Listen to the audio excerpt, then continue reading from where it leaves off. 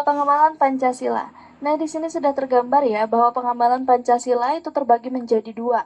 Yang pertama adalah pengamalan Pancasila secara subjektif, dan yang kedua adalah pengamalan Pancasila secara objektif.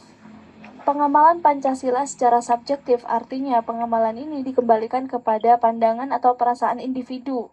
Nah, ini sesuai dengan kedudukan dan fungsi Pancasila sebagai pandangan hidup bangsa, seperti yang sudah kita bahas sebelumnya, bahwa Pancasila sebagai pandangan hidup artinya nilai-nilai yang ada di dalam Pancasila itu digunakan sebagai landasan atau pedoman di dalam bertingkah laku sehari-hari, dan juga dijadikan landasan atau pedoman di dalam penyelesaian masalah dalam kehidupan bersama. Nah, acuannya nanti ke dalam butir sila. Secara total, saya yakin teman-teman sudah cukup familiar, ada 45 butir sila yang tersebar dalam masing-masing silanya. Jadi di sila pertama ada 7 butir, sila kedua ada 10, sila ketiga ada 7 butir juga, sila keempat ada 10 butir, dan sila kelima ada 11 butir. Nah, lanjut ke pengamalan Pancasila yang kedua, yaitu pengamalan Pancasila secara objektif. Artinya di sini pengamalan Pancasila ini dilakukan secara menyeluruh. Objektif kan artinya menyeluruh ya. Jadi ini disesuaikan dengan kedudukan dan fungsi Pancasila sebagai dasar negara, yang kita juga sudah bahas. Bahwa Pancasila sebagai dasar negara artinya nilai-nilai yang ada di dalam Pancasila itu digunakan sebagai landasan di dalam penyelenggaraan negara dan juga penyelenggaraan pemerintahan. Nah, nanti acuannya ke dalam pengamalan pokok-pokok pikiran yang terkandung dalam pembukaan Undang-Undang Dasar Negara Republik Indonesia tahun 1945 dan juga diamalkan atau sesuai dengan pengamalan prinsip dalam pasal-pasal Undang-Undang Dasar Negara Republik Indonesia tahun 1945. Jadi kuncinya pengamalan ini adalah berdasarkan pokok pikiran yang ada di dalam pembukaan dan juga pasal-pasal Undang-Undang Dasar 1945. Nah, mungkin teman-teman ada yang bertanya juga, ini adalah pengamalan Pancasila, kenapa kemudian acuannya dikembalikan atau diberikan kepada Undang-Undang Dasar Negara Republik Indonesia, bukan ke Pancasila? Iya, karena Pancasila dan undang-undang ini tidak bisa dipisahkan.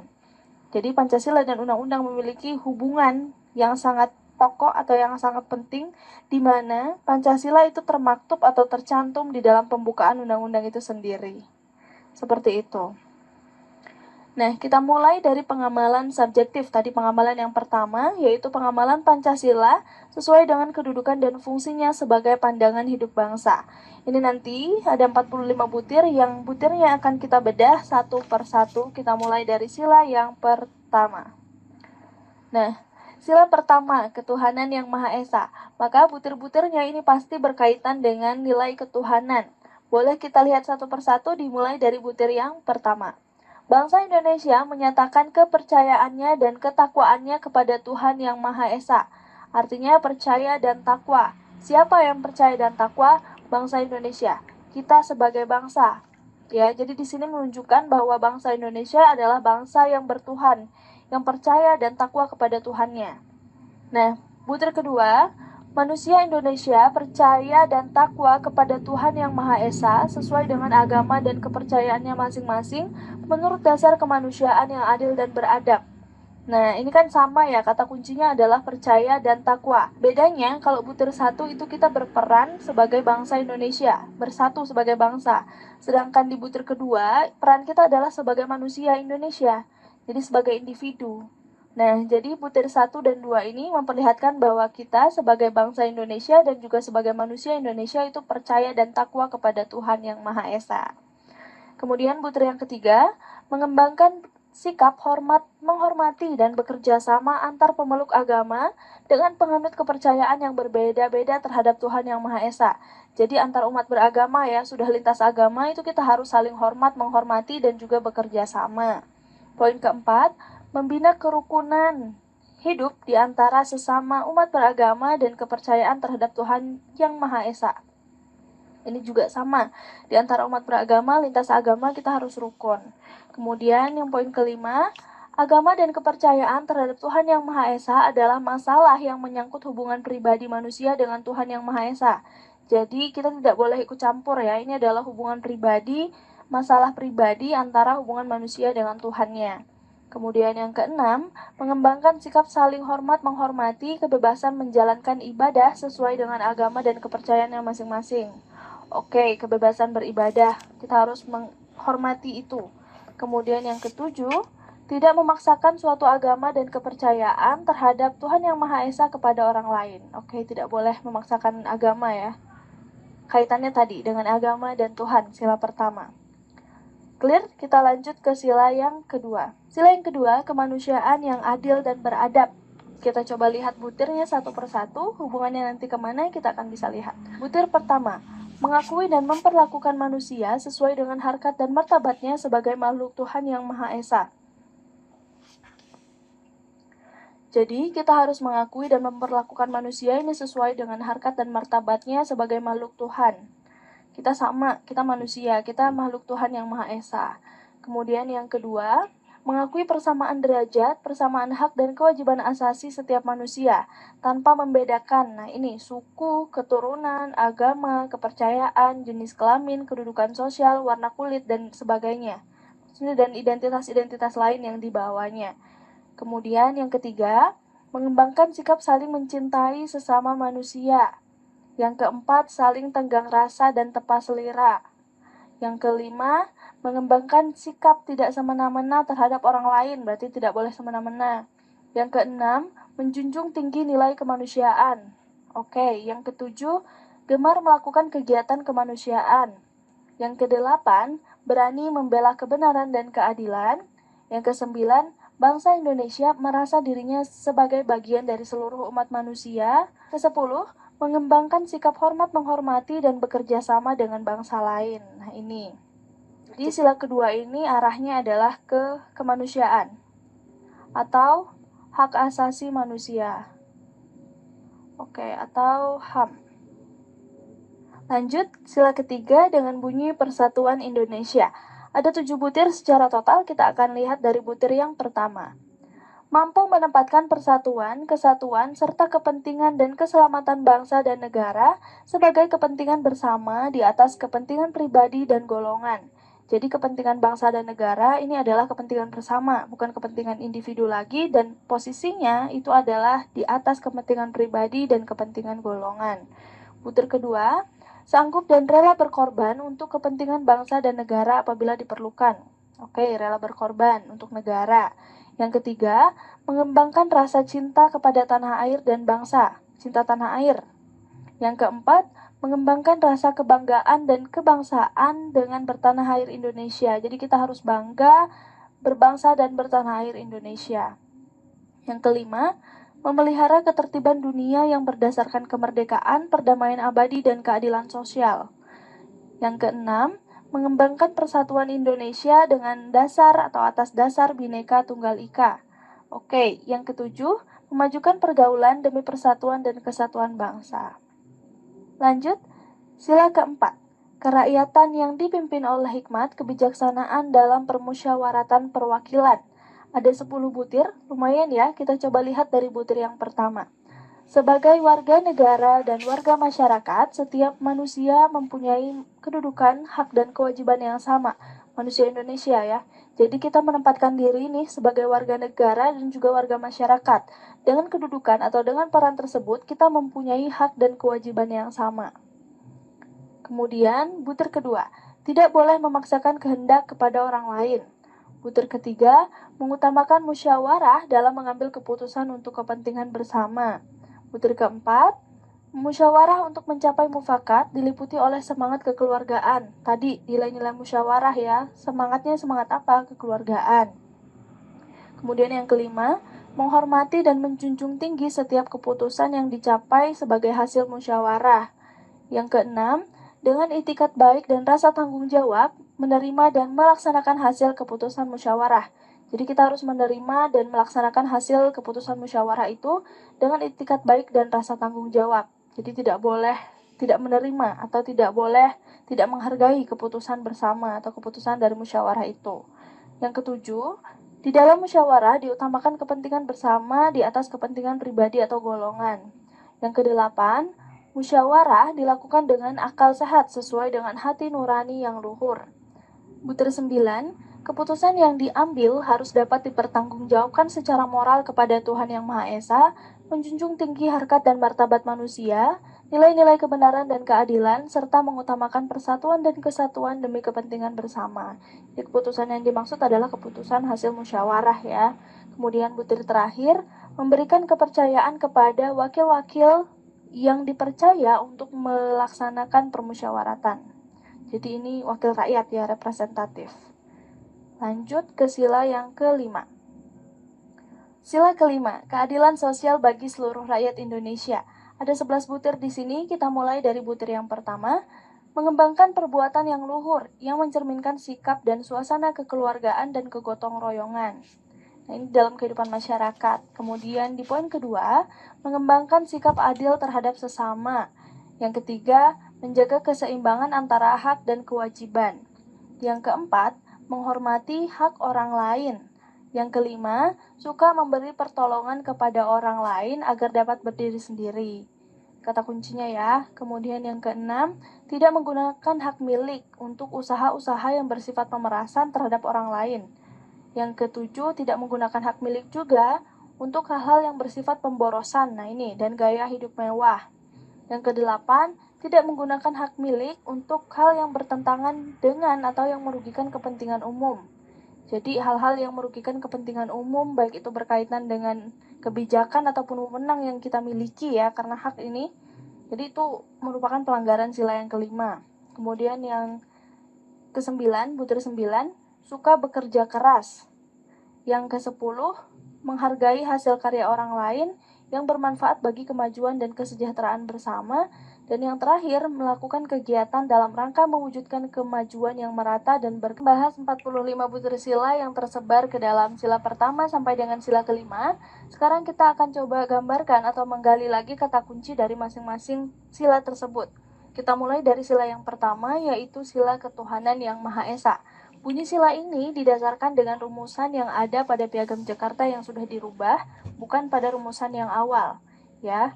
Nah, kemudian sila ini kan kata kuncinya adalah ketuhanan atau Tuhan.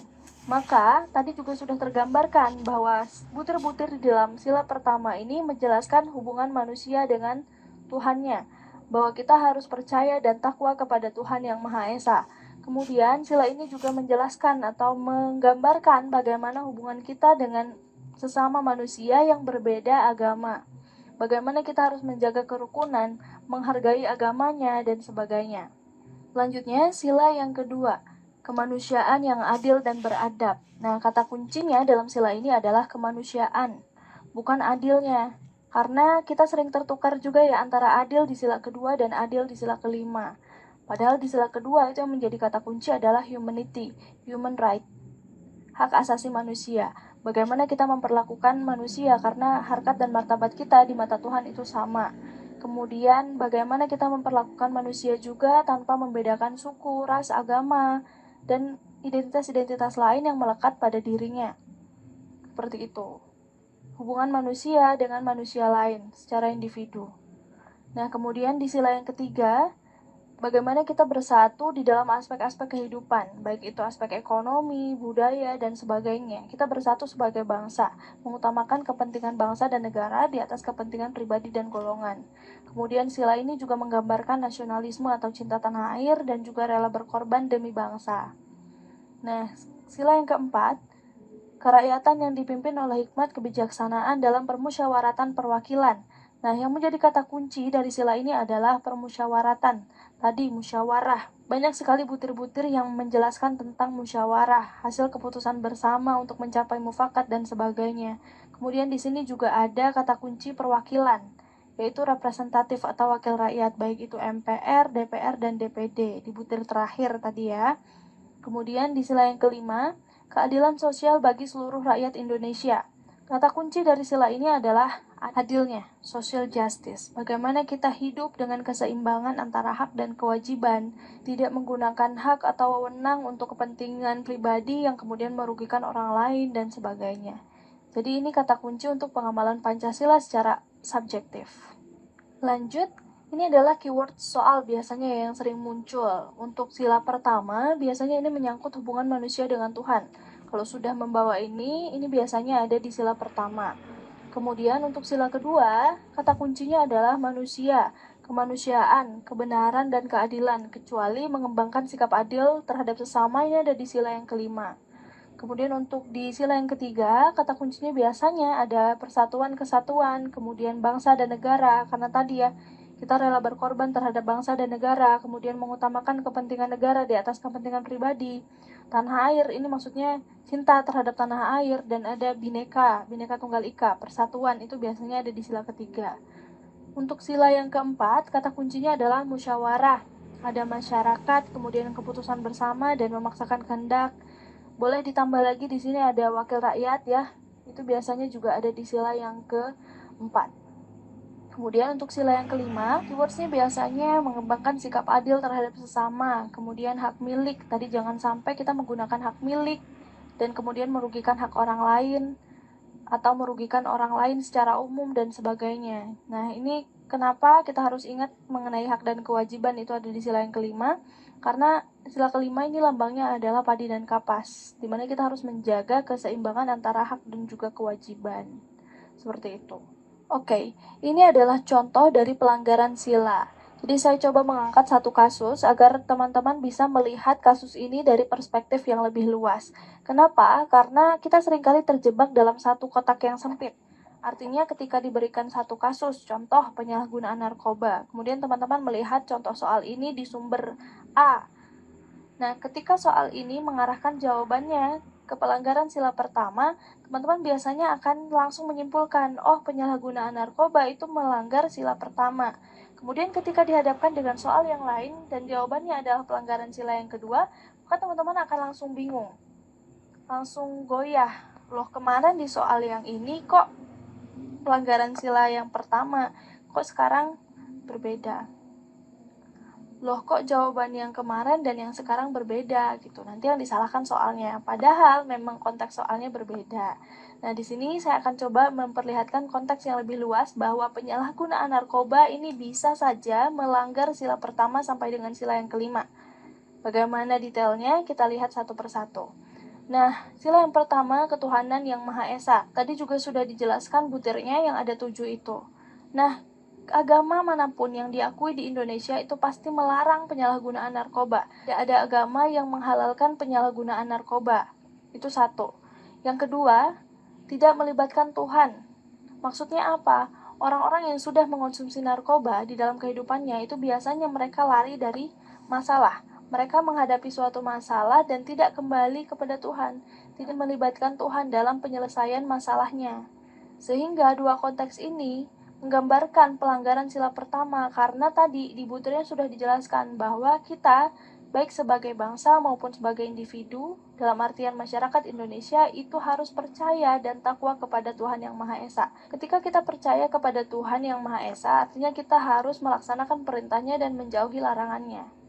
Ketika seseorang itu menggunakan narkoba, maka ia tidak melaksanakan perintah Tuhan atau malah mendekati larangannya, seperti itu. Lanjut ke sila yang kedua. Bagaimana narkoba bisa melanggar sila yang kedua? Ini konteksnya bisa jadi seperti ini. Seseorang yang sudah menggunakan narkoba itu akan cenderung menyendiri, ya, akan renggang kehidupannya dengan manusia-manusia lain. Kemudian akan ada kemungkinan di mana orang tersebut sampai pada satu titik ia kehilangan nyawa atau menghilangkan nyawa orang lain karena narkoba ini. Ketika sudah sampai titik ini, artinya kita sudah tidak mengedepankan nilai-nilai kemanusiaan. Kita tidak menghargai hak hidup yang kita miliki ataupun orang lain miliki. Maka ini melanggar sila yang kedua. Bagaimana dengan sila yang ketiga? Persatuan Indonesia. Tadi, orang-orang yang menggunakan narkoba itu cenderung homogen.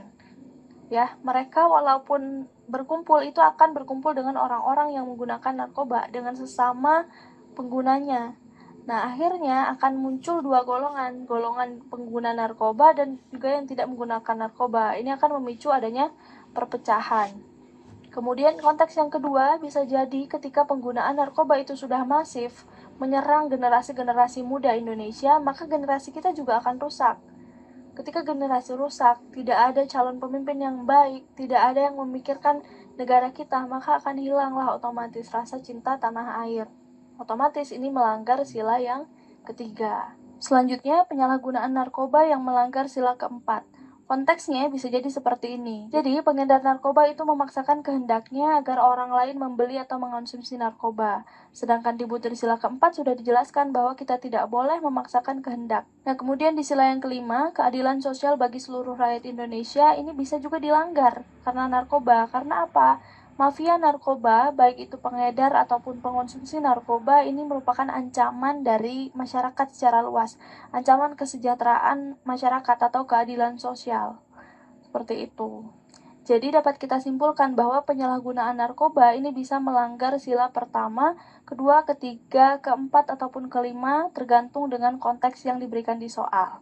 Begitupun dengan kasus-kasus yang lain, korupsi misalnya, ataupun pembunuhan. Ini nanti tergantung soal akan menggiring ilustrasinya ke arah mana.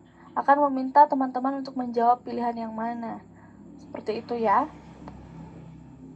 Selanjutnya, pengamalan objektif. Kita masuk ke pengamalan yang kedua, yaitu pengamalan yang didasarkan pada kedudukan dan fungsi Pancasila sebagai dasar negara.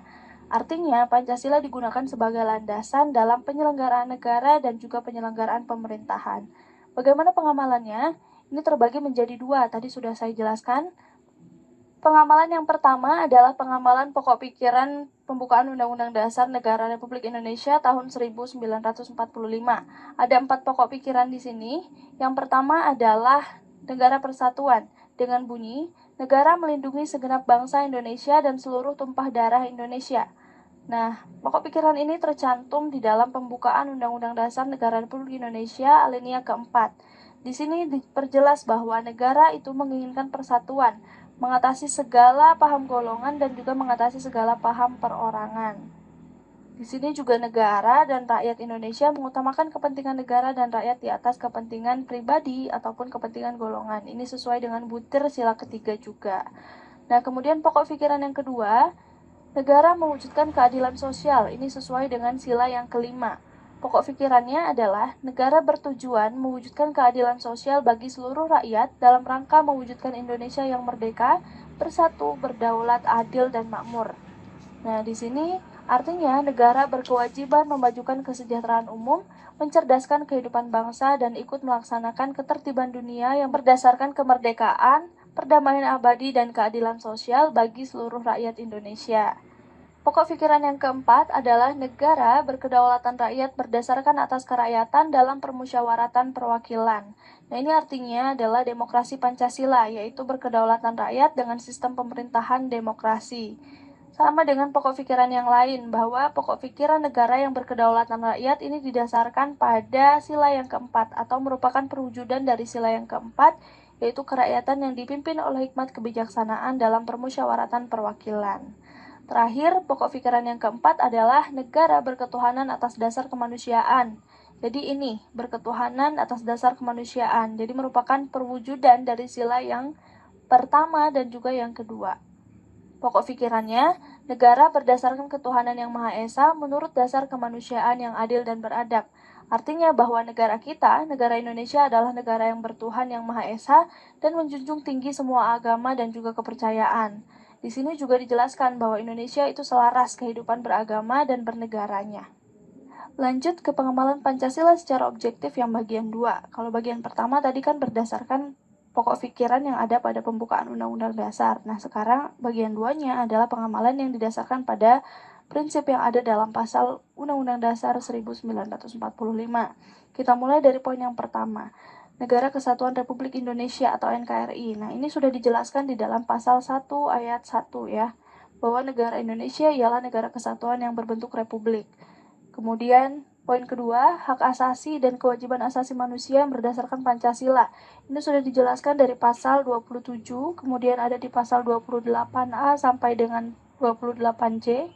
Kemudian ada juga di pasal 29 sampai dengan pasal 34. Ini menjelaskan tentang hak asasi dan kewajiban asasi manusia berdasarkan Pancasila.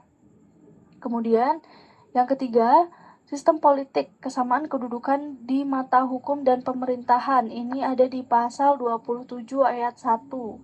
27 ayat 1. Kemudian yang keempat, sistem ekonomi sebagai usaha bersama berdasarkan asas kekeluargaan. Ekonomi ini ada di pasal 33, tepatnya di bab 16 tentang ekonomi kerakyatan. Kemudian sosial budaya. Nah, ini dasarnya adalah kebudayaan nasional dan juga Bhinneka Tunggal Ika, ini tercantum dalam pasal 32. Poin 6 tentang sistem bela negara, di mana setiap warga negara ini memiliki hak dan kewajiban yang sama dalam upaya pertahanan negara. Ini ada di pasal 27 ayat 3 dan juga pasal 30 ayat 1 sampai dengan ayat 5. Lengkapnya seperti itu. Kemudian yang ketujuh, ini tentang sistem pemerintahan negara. Ada bagiannya lagi. Yang pertama dijelaskan bahwa Indonesia ialah negara hukum. Jelas ini ada di pasal 1 ayat 3. Kemudian yang B, sistem konstitusional, di mana presiden memegang kekuasaan pemerintahan berdasarkan Undang-Undang Dasar. Ini dijelaskan di pasal 4 ayat 1. Kemudian yang ketiga, kekuasaan negara yang tertinggi berada di tangan rakyat. Ini ada di pasal 1 ayat 2. Di mana dijelaskan bahwa kedaulatan berada di tangan rakyat dan dilaksanakan menurut undang-undang. Kemudian yang keempat atau yang D, Presiden memegang kekuasaan pemerintahan dan bertanggung jawab kepada rakyat. Nah, ini sama dengan yang poin B tadi, bahwa Presiden memegang kekuasaan pemerintahan, tapi di sini ada tambahan, bertanggung jawab kepada rakyat. Jadi kalau memegang kekuasaan tadi ada di pasal 4 ayat 1, ditambah dengan pasal 6A ayat 1. Di mana pasal ini menjelaskan bahwa presiden itu dipilih secara langsung oleh rakyat. Otomatis presiden akan bertanggung jawab kepada rakyat. Kemudian poin E, tentang fungsi pengawasan DPR, ini ada di pasal 20A ayat 1. Kemudian yang F, kekuasaan kehakiman yang merdeka. Kekuasaan kehakiman ini ada di pasal 24. Terakhir tentang pemerintahan daerah, ini ada di pasal 18. Oke, jadi lengkap ya. Pengamalan Pancasila sebagai dasar negara, di mana Pancasila ini digunakan sebagai dasar untuk penyelenggaraan negara dan penyelenggaraan pemerintahan. Lengkap ini sesuai